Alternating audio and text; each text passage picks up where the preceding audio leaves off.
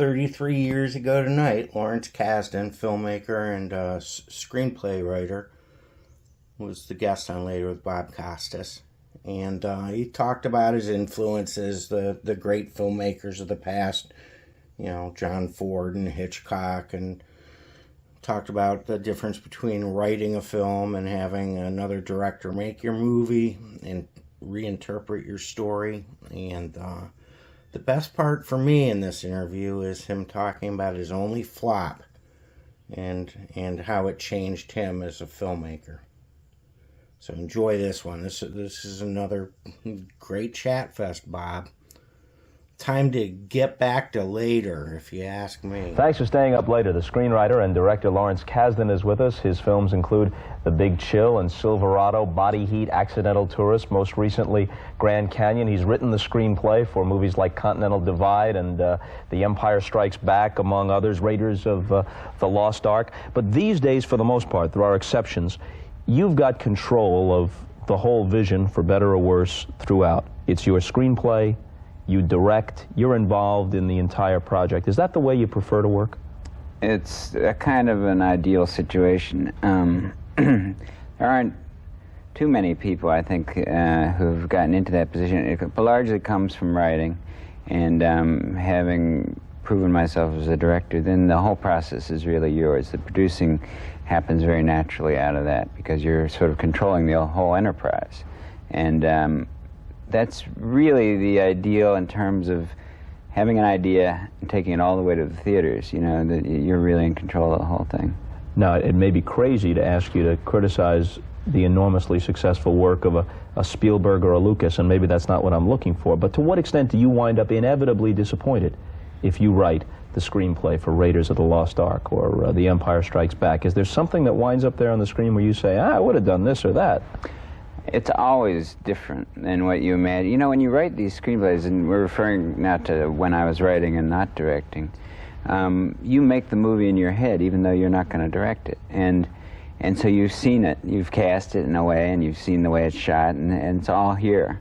And then you hand the script over to someone else to direct it, and they have some other movie going on in their head.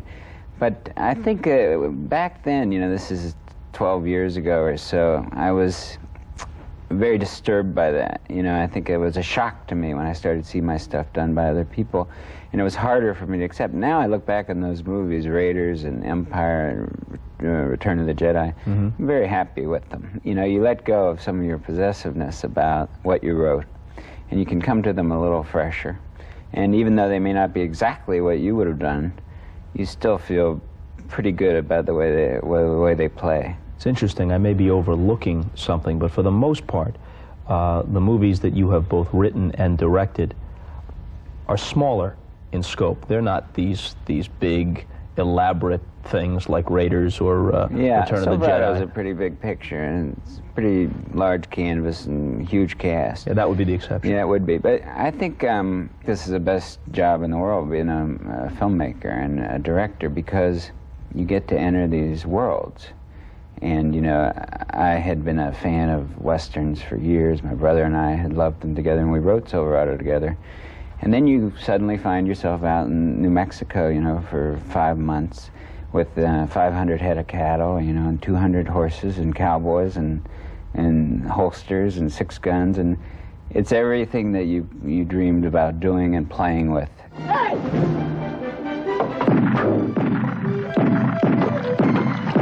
Come on, Jake, let's go.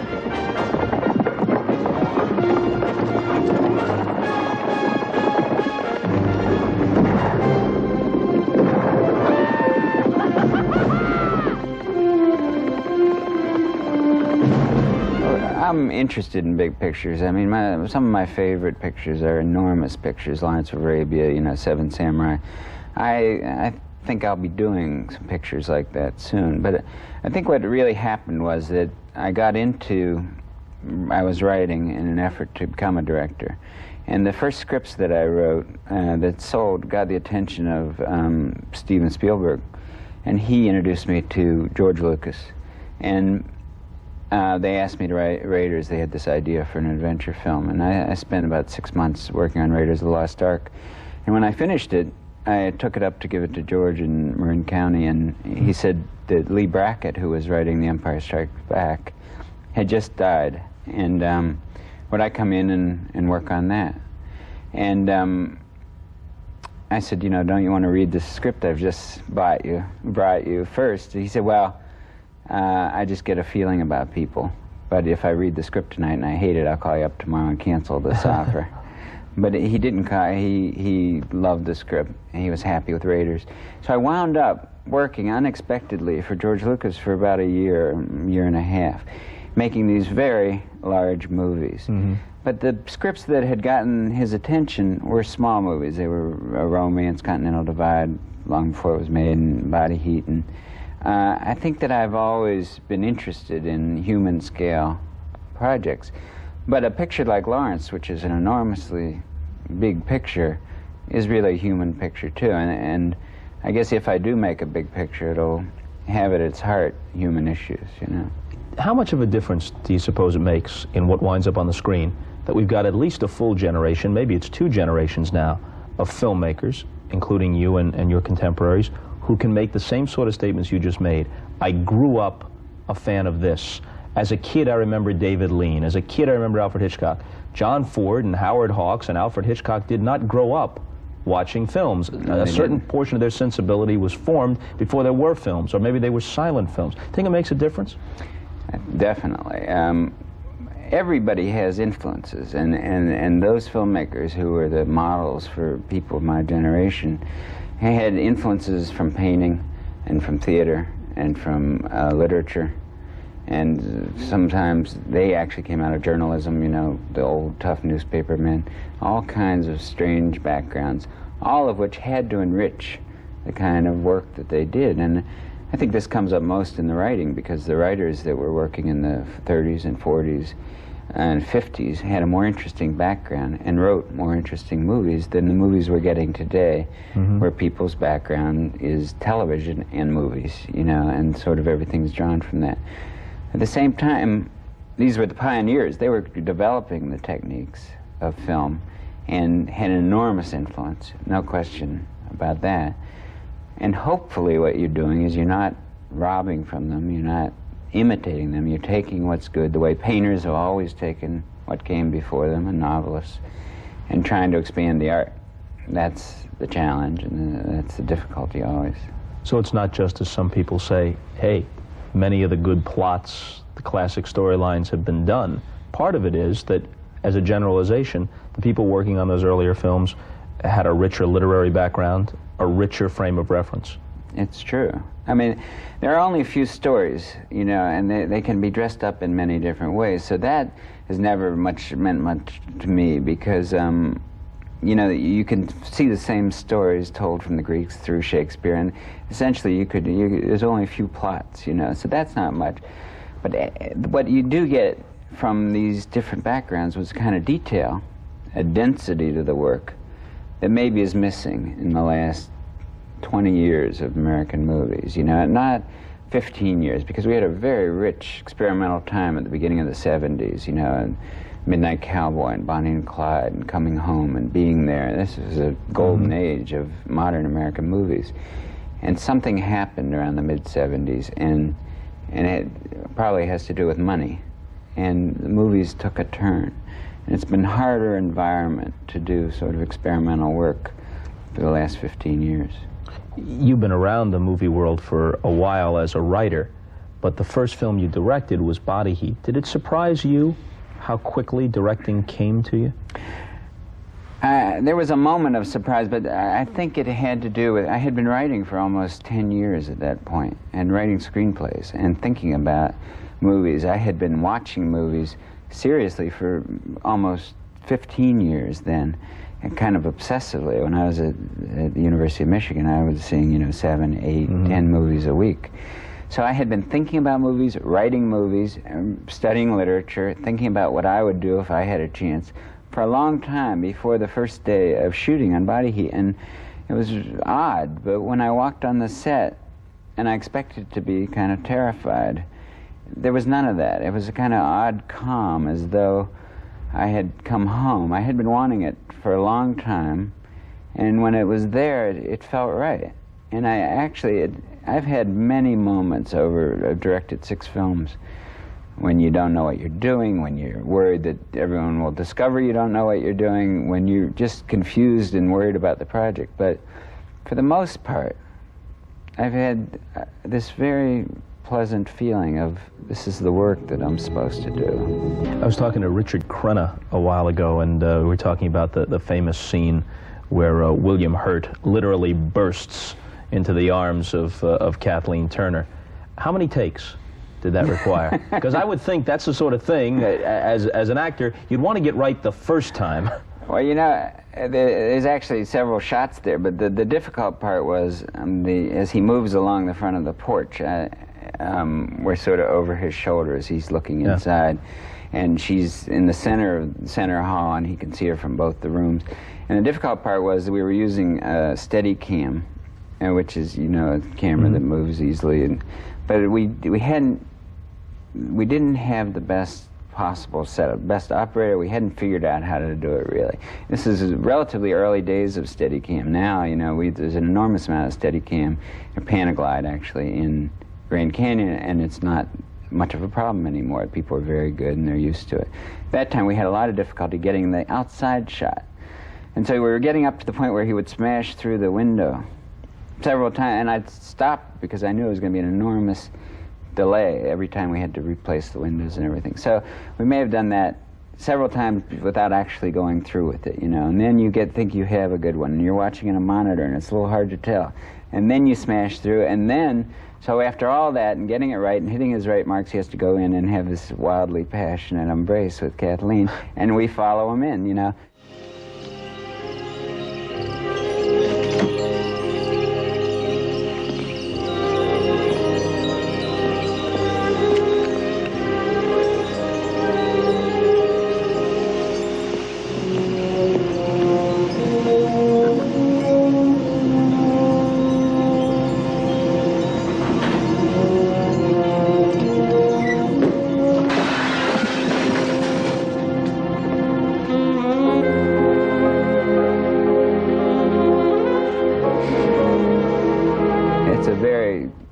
Sexual, relatively explicit movie, and an odd accident happened in the scheduling, and we had one of the most explicit scenes on the first day of shooting, my first day as a director, and their first day really working on the show. We had been rehearsing. Might as well break the ice, Larry.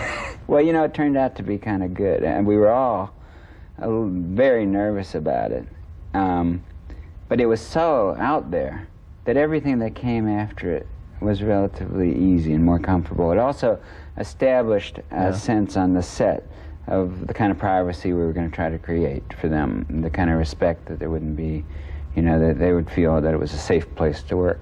So we went through this sort of wall right on the first day, and it helped the rest of the picture. Are you surprised that there aren't more films done in that film noir sort of mode? Well, people keep doing it. There have been several this year, you know.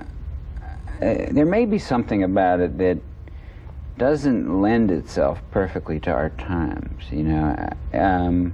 But I would think of that, if it's well done, as an advantage, because it transports people. It does, and you know, a lot of people thought Body Heat was a period film, and it wasn't.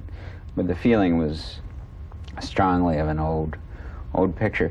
It's an attractive form to work in because you get to work with very stylized lighting, and you know, the dialogue in Body Heat is not naturalistic dialogue. It's very stylized, sort of over the top, and that was one of the reasons I chose that to be the first film I directed. I thought that I liked writing that kind of language. I thought it was entertaining and funny. How about I buy you a drink? I told you, I've got a husband.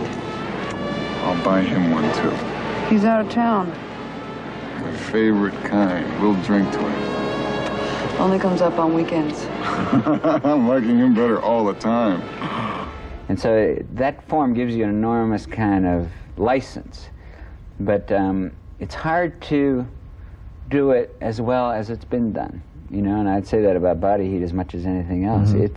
There are great movies in that genre, you know, Out of the Past, and The Postman Always Rings Twice, Maltese Falcon. These are great films. So it's a high standard that gets set. Is that the one you were thinking of, The Postman Always Rings Twice? Was that running through your mind more? Not to suggest that you copied, but what was that what you were actually, thinking Out of? of the Past is the movie that influenced me the most in that area. It's a wonderful, I don't know if you've ever seen it. No. It's Kirk Douglas and Robert Mitchum and Jane Greer, who's wonderful. And it's a very convoluted plot. And even though the plot in Body Heat is closer to Double Indemnity, really, right, than to the feeling is really I was just taken with Out of the Past and that whole genre. I mean, John Huston's first film was Maltese Falcon. It's still a model of a small, wildly entertaining, perfectly doable first film, and that's sort of what I was looking for too, you know. And that was his debut film, and it's as entertaining today as it ever was. It depended heavily on the writing, and I wanted to do something like that where I knew my script could carry me through it.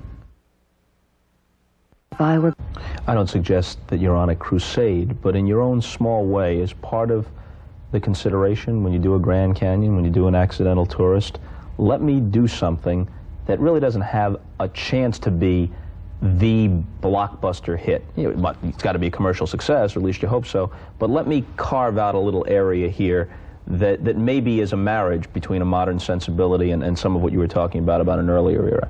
Well, I don't think I'm alone in feeling, I mean, I know that I have friends and contemporaries who feel the same slight disjunction between the thing that brought them into filmmaking, you know, all the ways that you could be satisfied by the work and the great films that you saw, and the current obsession with huge financial success. Because there is some conflict. Now, you can have wonderful movies, a movie like Rain Man, that makes an enormous amount of money, Dances with Wolves. Mm-hmm. They're not exclusive of each other by any means. But there is a strong drive to make certain kinds of movies that will appeal to the widest possible audience. And, but the thing that drew us into filmmaking were films that never would have had a chance to have that kind of base. So is it a crusade? No, you're right, it's not a crusade. But I think there's a natural inclination to want to do the best possible work.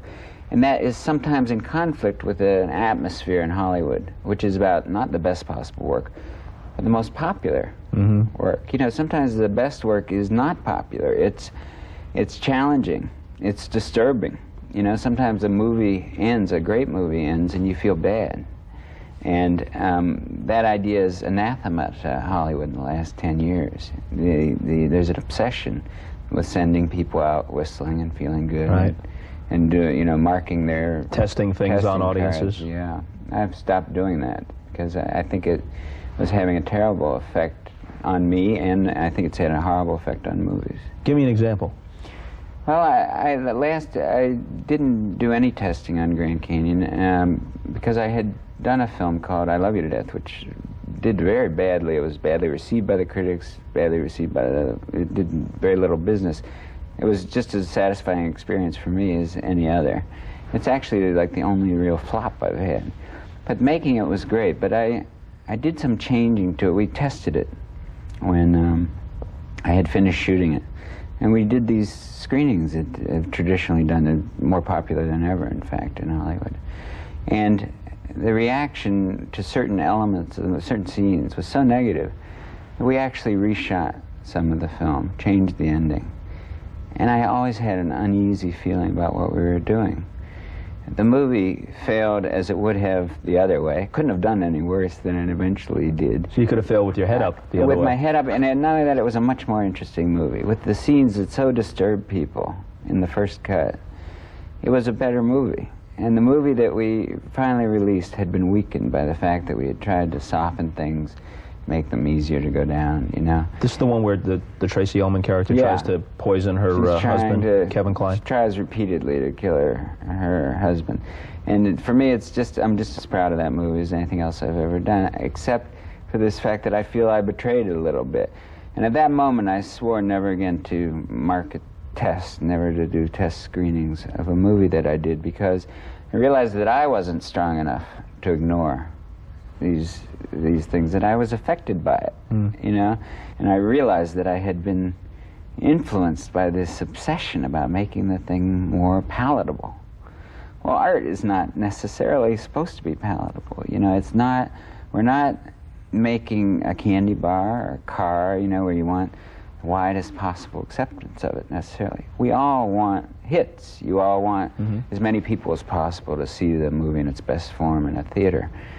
But it's when you're making art, and movies are art, there's a responsibility to do the best form of that work, and not necessarily to make it the most popular. We didn't cover in this half hour is left for the next time we get together with Lawrence Kasdan. Hope to see you then. Until then, see you later.